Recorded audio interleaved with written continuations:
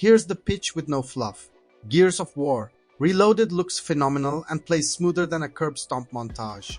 But the design is still 2006 to the marrow. If you've never touched Gears, this is a premium on-ramp.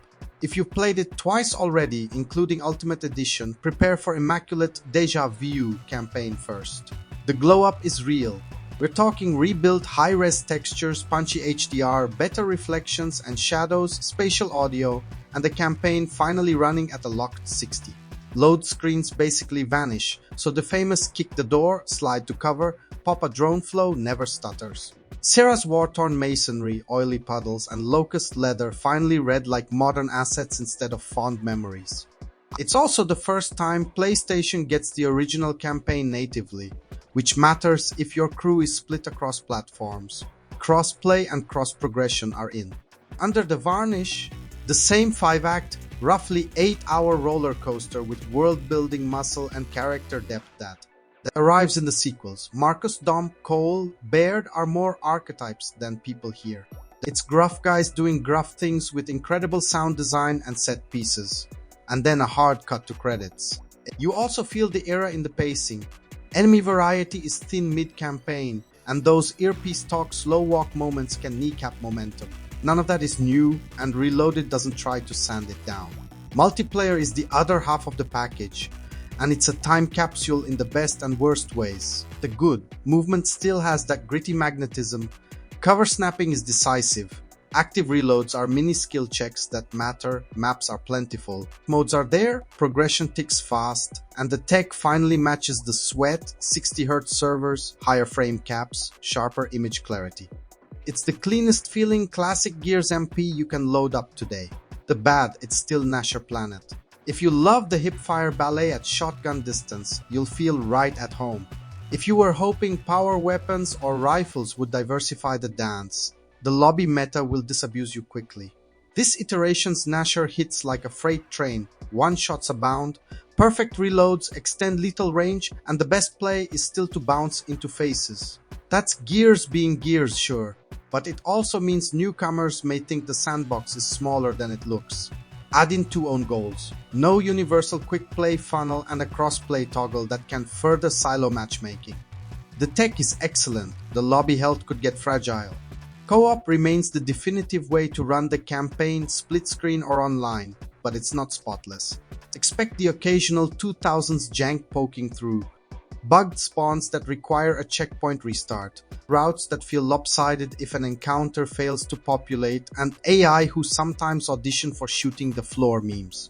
It's not rampant, it's just familiar. Value check. This is a full remaster of a remaster, Ultimate Edition but upgraded again and priced like it knows that. Newcomers get a lot. A visually modernized classic with the bonus act content folded in, a complete MP suite and frictionless performance. Returning players, the calculus is whether a gorgeous 4K 60 campaign, better audio, faster loads, and higher MPFPs justify another lap. There's no new mission, weapon, enemy, or QL rethink. It's nostalgia served neat. Let's stack the source's fault lines because the debate is the point. One camp argues that Reloaded nails what a remaster should. Don't touch the bones, make it sing, make it accessible, keep the identity intact. On that metric, it's a triumph. Campaign feels great. DualSense implementation on PS5 sells the impact, and the unified package finally brings PlayStation into the tent with crossplay. The other camp wanted a little more daring. A balanced pass on the Gnasher meta, modern QL for the campaign, or dream big, a collection with Gears 2 and 3, so the best arcs aren't stranded. As is, the game is both a love letter and a museum piece. Tiny but nice touches. Cogitags now unlock full comics in-game, which is a slick nod to the franchise's transmedia roots.